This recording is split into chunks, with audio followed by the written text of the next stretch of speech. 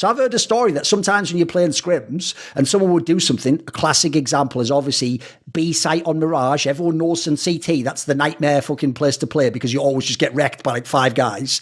I would heard if like a player was on your team and he was playing that site and he did a bad job, you'd be like, obviously you'd say it in Russian, but I'm going to do the fucked up accent, like, that is not how you, let me play that. Then you would go to that spot for that next round, kill everyone, and then you'd be like, that is how you play that spot. Then you'd go back. Now, the reason that's a hilarious story is because, like, you might think you're teaching him there, but all he's learning is like, but I'm not simple. Like, I can't do that. You get the point? Because I feel like this is a bigger topic. Isn't part of your problem in your career that you wanted your teammates to come to your level? You thought they could. I mean, the problem is though, mate, like Shara and Bond, it can't be simple, you know?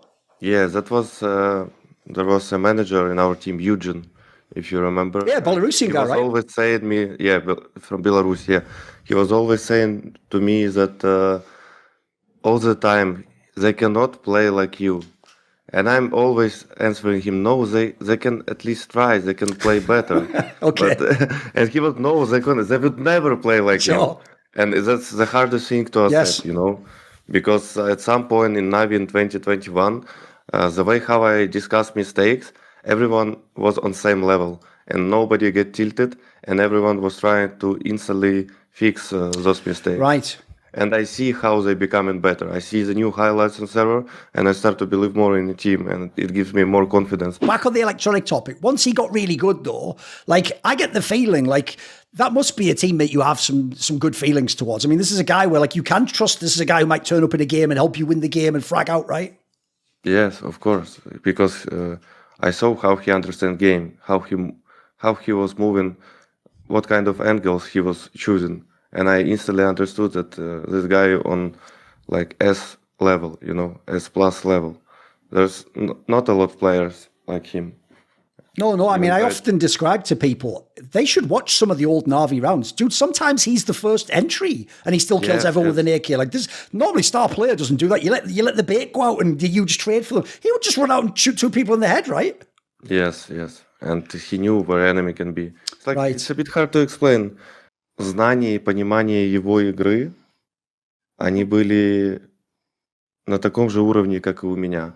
Я это увидел сразу после первого тренировочного дня, потому что так как он двигается и принимает решения, это мы уже не говорим про коммуникацию его, про то, как он общается вне игры и в игре, а то, как он вообще понимает эту игру, у него на уровне самыми топовыми игроками, как Zaivu, Nico and other top players, and even right now. And this level was like basically in whole Navi team in 2021. Not like the level of player was always step ahead, like mine and Electronic, I feel, but the way of understanding the game was on same level, even in individual perspective as well. Especially perfect, especially in clutch situation. So the thing is, when you have a player like this, I've often described him, and I don't use this as hyperbole, as a prodigy. I actually genuinely think this is someone where, though he is a very dedicated player who grinds a lot, I actually think he's someone who has an incredible natural aptitude for the game. It just seems to come easily to him in many respects. And then he has harnessed that and made himself even greater. For me, the hard work, just like with everyone else, hasn't done like 50, 60% of his approach. No, it might have been 10, it might have been 15%, it might have been 5% of his improvement. But when you can be as good as this guy was capable of being already, that 5% is the difference between being a very good player or legendary player and being arguably the best player to ever play the game. That is the crucial 5% in that respect. So the problem is when you have someone like this, you're not only not going to get many people who can follow that career trajectory. I mean, it's ridiculous. Like I say, he got better year on year on year, and he already was extremely good even for a rookie playing against world-class players.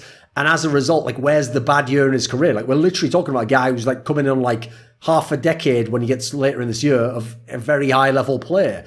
So the thing that I find a bit confusing and for me a little bit troublesome is when people are in a rush to crown also very impressive newcomers as the next s1mple, the new s1mple. He's going to be as good as s1mple. Like, give him time, he will be our new s1mple in that respect. Because this is a scenario where, unless people are using it as hyperbole, they're just exaggerating it, or they're just pointing out that they're really hyped, if they genuinely think this is real, that these players are going to be the next s1mple, that they're going to be the new s1mple, that they're going to get to s1mple's level, I think it's incredibly delusional. So if the groups have been different, if the number 1, number 2 teams getting out of groups have been different, absolutely, Hellraiser's actually had other teams in that round of 8 that they potentially could have beaten and maybe gone top 4 at his first major, maybe like his third big or vaguely but second big international LAN, actually. This guy immediately out the gate was ridiculous.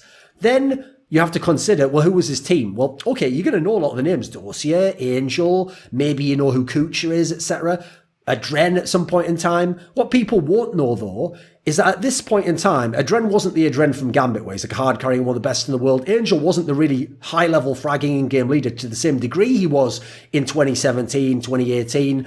Someone like Kucha was considered a bit washed up. Dossier was like dropping down and down and down the rankings year on year on year. He was nowhere near one of the best players in the world. Hellraiser's actually at this point in time was considered washed up. Like this was the year where they weren't winning big tournaments. They weren't even a threat to anyone. They'd actually become famously at the majors. They were a threat exactly to do what they did at this major, which is you upset a big level team, a potential contender in a best of 1. Maybe you eliminate them, give them a harder path. Then when you have essentially taken their seed by coming out of the group and top place or qualifying instead of them, you then just shit the bed instantly and lose a best of 3 to a worse team, which they did here by beating Fnatic and losing to NIP. They did it at the first major of 2014, Katowice, where they were able to beat the Very Games Titan team and then just went and immediately got completely rolled by Dignitas. Like this was the rep that this team had. It was not a top team anymore. So actually these results were very impressive results for such a young guy coming in. It's not like he had great players with him immediately. So we're talking like 2015 through to spring 2018 when Electronic properly got activated in Na'Vi. s1mple was the best and the biggest hard carry in CS history, especially in terms of consistency and frequency of hard carrying. It was pretty much routine. Event after event after event, he would have monster stats, big performances in losses, big performances against the best teams in the world. Now, as he improved as a player year on year on year in that time span, the carries just got more and more ridiculous, even when his situation in his team sometimes didn't improve, which he just got better and better and better and better. And even as a result, in 2018, famously, that's why he won the most MVPs, or a bazillion MVPs, even though Device was winning all the tournaments. And when he would win the tournament, we'd often get the MVP. Like, the point was, s1mple was in a position where he could contest someone who's winning all the events and in the best team. That was impossible in CS history before. So to me, the lack of star help he had was why these carries were so exceptional, in my opinion. But you think of the people that the rivals of s1mple, who were the superstars at the time, had.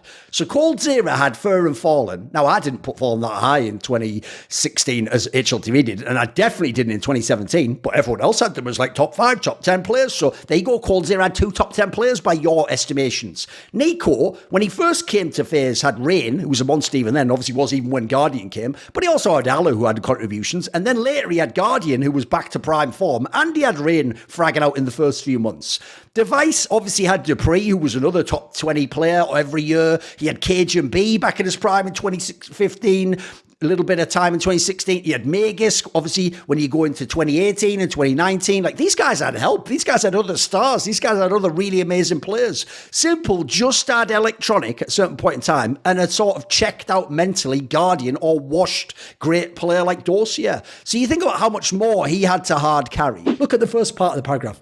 s1mple has shown he's incapable of looking at his play. So and then he says that he really holds his team back in post, plants, and CT side. What's great is, in the last few months where s1mple's been going supernova, when you watch him in Na'Vi, he wins tons of clutches. Not the best clutch player in the world, but pretty good. He's amazing on CT side with that aggressive style of play. As I've referenced, comparing him to Fur before, both incredible players at this constant aggression, and actually both do a lot for their team as a result. They make them have amazing CT halves and open up the game massively for their teammates as a result, with comms, with kills, with punching a hole in the offense, so they have to regroup, and it allows certain timings for rotations for the CTs, funnily enough. Then you've got to consider that this guy's entire analysis was just proven wrong just by having more sample size, more data to watch of him in other teams and playing more. He's actually developed that style into arguably the best at that style ever in CSGO. So the idea that it was flawed and he had to come back from that, nonsense.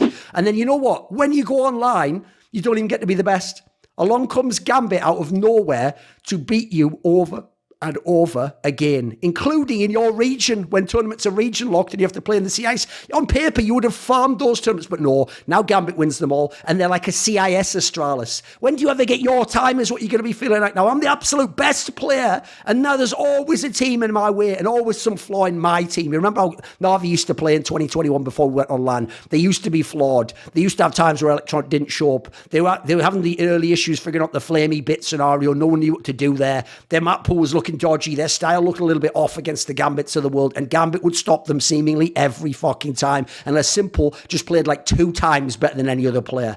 Now, you are at this time the absolute best player, not just for years now, in the world. People are going to say z1mple because he got it from HLTV. I don't think he was the best player in 2020. And he definitely wasn't in 2021. s1mple was unbelievable these years. I even think his individual level of play just went to a level no one will ever reach in CSGO. He mastered the game. Like those nuke CT rotations in late 2020 are just unbelievable. I've never seen anyone get to that kind of level of hard carrying. It reminds me actually of why I thought Neo was the GOAT in 1.6. He would do something similar on a CT side. If he was on Inferno, he'll just swap up a site with someone and just all of a sudden you run into that site thinking you're playing against the other guy and Neo's just there. And then he swaps back over and he takes an AWP and he goes banana and you try to go there and he's there as well. Like it just became impossible to avoid the guy. And therefore, since he was the best, he would just win games almost by himself. You're not just winning MVPs. Everything's great. You're winning MVPs as the winner of the tournament now. Not just like, hey, you did a great job in the finals. Shame Astralis. Shame this other team's better. No, shame Gambit's better online. The team now frags out of control and you're the best player in Fragger. The map pool is great. You're winning every single LAN back to back to back. You win the major. You're the MVP of the major. You have 0 map losses. You beat all your rivals. You beat z1mple in the playoffs. You beat Gambit in the playoffs. You beat Nico in the playoffs. You are at your absolute peak. The zenith of what anyone has ever seen in Counter-Strike from an individual player. Everyone predicts you're going to have an era. That this is your chance to get everything that was denied to you for so many years. Because remember, you had to sit back during some of those years and watch Fnatic and Envious and FaZe and Astralis win everything and win the majors and get all the titles that you wanted to have and you were good enough to have and you were maybe even better than some of their players, but they're getting them anyway. And now's your chance. And you know what? You're so dominant as a player and as a team. Even all the other teams, all your rivals are making roster moves to try and catch up to you and even up the fragging because you're winning too hard. You're not even getting a chance for them to win. Your team losing a map is rare. Losing a series is happening once in a blue moon. Everything looks set up for you to break every record you want, win as many championships as you want, majors as you want, MVPs as you want, and push everything completely out of bounds like Astralis did when they came along after their period of losing and finally got their control. Like the old Brazilian Jiu-Jitsu saying goes, when you're the nail, you hang in there, and then when you're the hammer, you smash them all. I actually think having one Katowice in Cologne is a pretty underrated aspect to s1mple's career because it was unfortunately during this online period, so people forget like those are the big events. Remember, in 1.6 we didn't have majors, so those would have been what we called the majors. When we say Forest and Neo won majors, we're talking about the biggest LAN events. So Cologne, Katowice, they would be right there in the mix, of course. He'd already won obviously a previous Cologne in 2018 when they beat Astralis, won some of the smaller events that were still prestigious like ESL New York and DreamHack Masters and stuff. So actually I think people haven't noticed because everything's just eyes on the prize of the major for s1mple. He's got to win the major because he's the GOAT player. I think people haven't noticed he's creeping up there in the other career accomplishments you can add. Like people, there's not that many people in the history of CSGO have won as many Katowices and Colognes as s1mple has actually. Go look up the numbers. You'll be surprised how some of the legends you're thinking of have only won it a couple of times. There's only a few people ahead of him, basically. Oh, yeah? You and whose army? Well, how about the Skrilluminati for one? They're the people who support my content. This video was kindly supported by The Concept, Matt, Pugnatio, Rajcula, Toucan, Jensen Goh, Tosh, Jasun, Banediesel, Animosity, and you know it, everyone does. A special thanks goes out to my main man, Jerky's Minion, for the long-term support. Do you want to ask a question for my AMA videos? Would you like teasers? Find out what upcoming guests I've got? You want to suggest a topic or a guest? Maybe you want to be part of one of those 1 hour lengthy online discussions I do where the topics are set by you. Well, if any of these perks or more tickle your fancy, I think you know what to do by now. Put your money where your mouth is and join the Skrilluminati, where Patreon link in the description below.